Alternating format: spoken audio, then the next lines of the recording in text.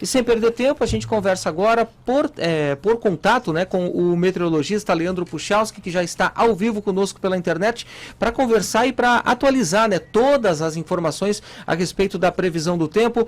Leandro, muito bom dia para você. É um prazer falar ao vivo com você hoje aqui no Jornal da Manhã, tudo bem? Muito bom dia mais uma vez, Fernando, bom dia ao Marcos, bom dia aos nossos ouvintes aqui da Jovem Pan. Tudo certo, tudo tranquilo. Estamos aqui para tentar colaborar aí com as informações desse tempo que está castigando essa parte mais de Joinville, né? Essa parte norte de Santa Catarina, litoral leste do Paraná. Então, Leandro, a previsão para esta terça-feira, principalmente aqui para Joinville e região, é mais chuva, né? Infelizmente. Mais chuva, né? Como a gente comentou ali logo cedo, a gente continua com uma característica da atmosfera igual do que a gente vem tendo nesses últimos dias, né? A gente está tendo principalmente influência aí de uma situação de umidade do oceano, né? O que é muito normal, o que é muito comum, inclusive, acontecer, né? A gente está tendo um vento bastante leste, né? O vento é sempre da onde ele vem para onde ele vai. Então, se ele é um vento leste, ele sai de dentro do oceano em direção à costa. Isso já por si só é uma das características da chuva, né? Por isso que chove tanto na região de Joinville, né? Porque o vento nordeste também faz isso e é o que mais predomina. Então é uma situação que até faz parte da meteorologia, da climatologia, melhor dizendo, da região aqui de Joinville. A questão é que junto com essa umidade do oceano a gente está do lado da Serra Geral, né? Então esse vento que sai do oceano, que por si só ele já é úmido, quando bate nesses morros, ele é obrigado a subir. E ao subir ele se resfria, então forma a nuvem e você tem a chuva.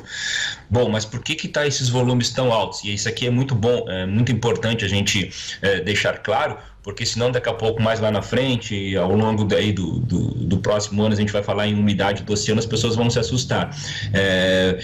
A questão é que tem um componente a mais atuando, e esse principalmente fazendo com que os volumes sejam extremamente elevados. Então, só a umidade do oceano, ela não consegue fazer esse volume tão alto. O que a gente tem é instabilidades em níveis médios e altos da atmosfera, que estão ali a torno de 5 quilômetros, né, 5.600 metros de altura, e que está atuando e que suga essa umidade do oceano, que vem em superfície, para os níveis mais das nuvens mesmo, e deixam elas ainda mais carregadas. É como se fosse um aspirador que suga essa umidade que vem mais na parte baixa da atmosfera, intensifica as nuvens e elas acabam provocando esses volumes extremamente altos de poucos dias. Então é o que a gente está tendo aí nesse comportamento. Como hoje isso não se altera, então tem mais chuva prevista para o decorrer dessa terça-feira.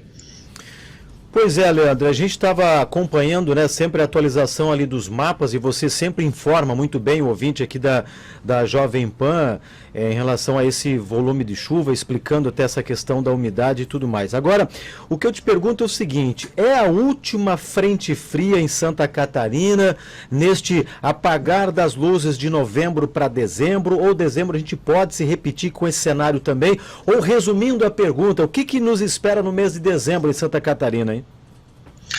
Olha, Marcos, a gente tem um comportamento aqui, assim, falando de clima, né? Porque na meteorologia você não tem apenas uma única explicação, né? As explicações elas acontecem muito em conjunto.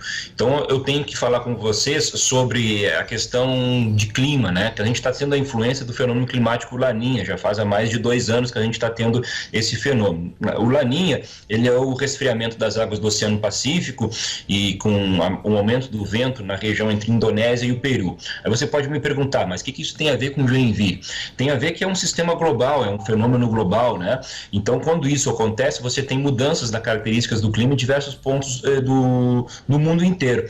No sul do Brasil, ele tem uma redução dos volumes de chuva. O Laninha, normalmente, ele reduz os volumes de chuva. Bom, pode parecer contraditório. Pode, mas não é, porque ao mesmo tempo nós sabemos que o Laninha, ele permite que esses eventos extremos, que é o que a gente está tendo até agora, eles acabam acontecendo. Então você olha para o sul do Brasil, você vai ver muitas áreas, normalmente mais o oeste, com redução dos volumes de chuva, mas você acaba tendo em alguns pontos mais curtos, que é o que está acontecendo muito entre o norte de Santa Catarina e o leste do Paraná, esses eventos extremos. e está muito relacionado com isso. O que eu quero te dizer para responder objetivamente a tua pergunta?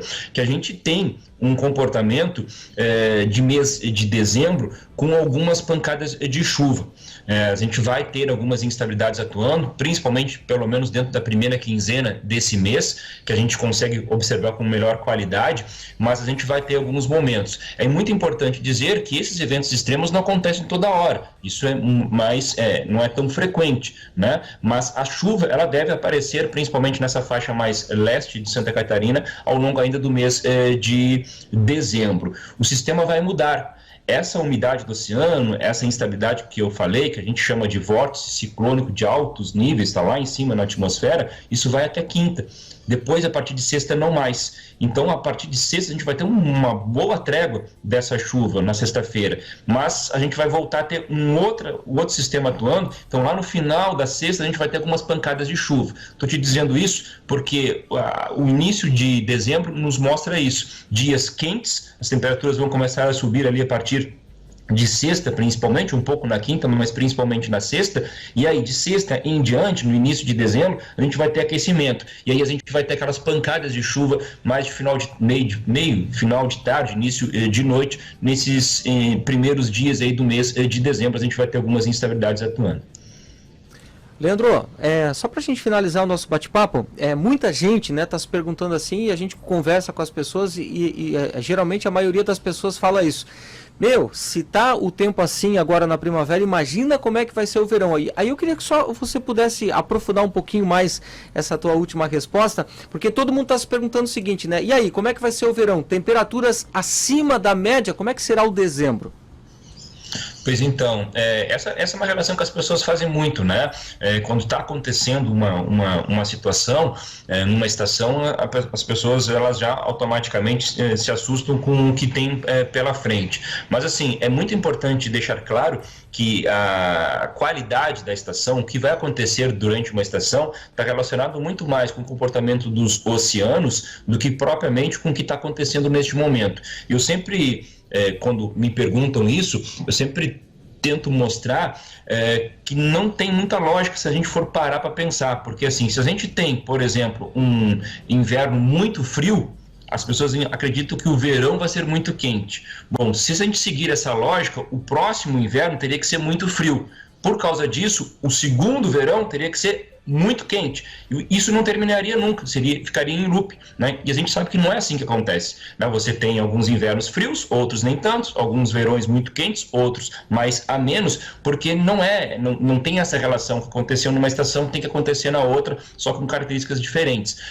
Porque o que acontece é a influência desses comportamento das águas dos oceanos, né? Que mudam ao longo dos meses. Então você vai ter características diferentes dependendo da estação, dependendo do ano. De maneira geral, a gente tem previsão de um verão dentro de uma característica da estação. Então, a gente vai ter períodos quentes, sim, a gente deve ter temperaturas mais altas, e aí, de uma maneira geral, a gente tem que sempre cuidar dessas pancadas de chuva de final de tarde e início de noite.